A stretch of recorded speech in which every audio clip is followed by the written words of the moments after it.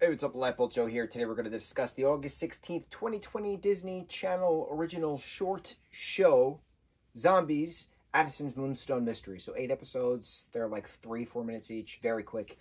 This takes place at the beginning of the new school year, so the senior year, right before the events of the third film of Zombies. So, after watching our 13 installment Descendants marathon, which was awesome, except the very final film, which the plot made absolutely no sense, I longed for Zombies. I longed for Zombies halfway through, and then I longed for Zombies extremely more after the fact, finishing that. So I was like, you know what?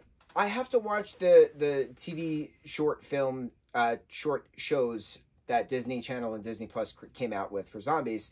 Let's do them now. I was going to do them on our Halloween lead-up marathon. And I was like, no, I need to watch Zombies. I got to get myself back into that awesome zombie mindset. We're going to watch them. So Zombies 1 is 2018. Zombies 2 is 2020. Then this is also came out in 2020. Then Zombies Addison's Monster Mystery is another short show. That came out in 21, I believe. And then 22 is the third film. And then the newest reanimated series just came out recently, which is them, like, zapping back to the beginning of high school, like doing it all over again because of alien technology. I'm very curious how the plot works. So, at the end of the third film, we get the, like, epilogue story that, like, vampires came and other creatures came to Seabrook, and we've all been happy since and working together and stuff, right? But this is an interesting mid between the second and third film because Vanna is a vampire who is introduced into this. She's a new girl at the school, first new day of the senior year, and Addison's back to her Moonstone, you know, having wolf pack attire. She's still trying to figure out who she is, where she belongs. What is she? She's not a werewolf. She's not a zombie. She's not human. What is she? Now she thinks she's a vampire. So this new girl, Vanna, is there. She's like hypnotizing them, vanitizing them, as she calls it, and the quest is to find the secret cavern in the wolf's lair. The wolf den has a secret entrance to an underground Moonstone cavern, a crystal cavern, where the crystals had hibernated the crystals from a comet had hibernated the vampires that were in Seabrook originally. So again, another thing in Seabrook, more lore to Seabrook. I want a Zombies comic series. I want a Zombies graphic novel series because the way that the stories and characters are introduced is so comic that it's very panel, especially the introduction of the first film. It's, you know, the lime soda, you know, tipped and spilled in the power plant, which is being powered by the energy from the Moonstone, and created this catastrophic chemical reaction, which then created the destruction of the power plant, explosion of the power plant, which then had the green smoke from the power plant travel west, affecting the west side of Seabrook, creating everybody into zombies.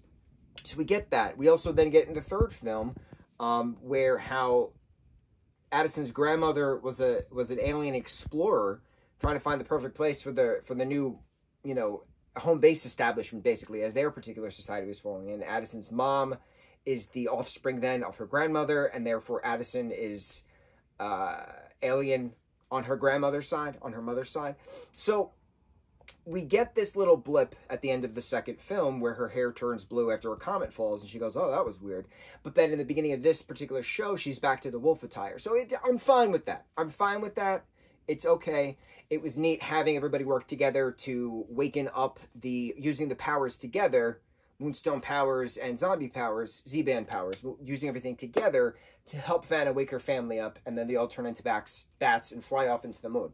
So, well, into the moonlight. Wherever they went, who knows? Because at the end of the third film, we know that the vampires then come back to Seabrook. So, obviously, there's other vampire layers in other parts of the world, and then they all come back to Seabrook at the end of the third film. Leading then into the fourth film, because Zed and Addison go on some road trip, that's like the plot that they've at least told us, and we know that there's a lot of red and black-haired, dyed, streaked individuals with V names who are vampires in the fourth film. So we know that vampires are going to be a thing in the fourth film, on this road trip that Addison and Zed are doing before college, which is interesting.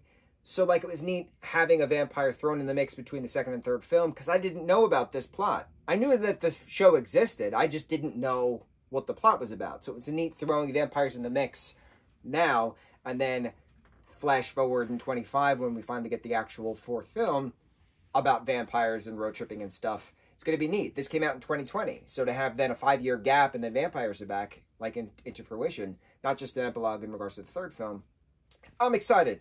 I was impressed with the story. Character development, of course, is always great. Animation was just awful. Atrocious. I loved that all of the original voice cast came back and did their characters. You had Addison, you had Zed, you had Willa, excuse me. You had Wyatt. Bro, Wyatt is my favorite of the entire show. It's just something, and I've noticed this recently. It's probably because I've been obsessed with Teen Wolf for quite some time. It's the aesthetic of guys with large canines. Yeah? Not the fangs like a vampire has, but like the wolf canines. I don't know how else to explain it. It's just an aesthetic that I've apparently found appealing since 2011's Teen Wolf. Not really realizing this until recently. It's interesting. It's very interesting. But Wyatt does this, like, stupid little smirk thing with the canines, and it's just awesome. It's just so cool to see it, like, on screen. It's so cool. It's nice seeing, you know, art being art being projected in your mind, and then on the screen. It's pretty cool. So, keeping that aesthetic, that werewolf aesthetic, actress who voices Willa is back. So and Eliza is back. So the main cast is back with their respective roles. And it's cool because they're not too big to reprise their roles for short animated episodes of a 4-minute episode. So it's nice. It's nice that everybody is doing their same roles.